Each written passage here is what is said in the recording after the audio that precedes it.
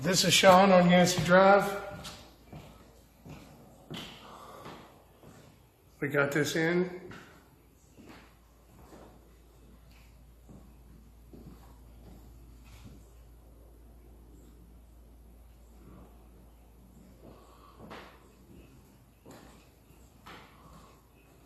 Get a look at it here.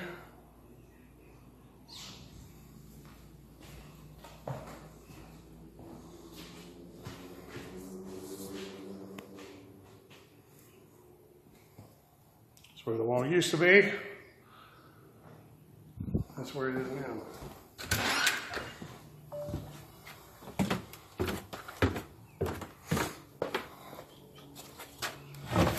Get up in here if you can see that.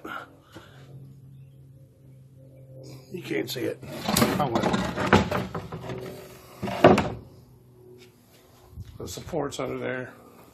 Here's a pile of trash that needs to be taken off. Looks like half a truckload. And we're done here.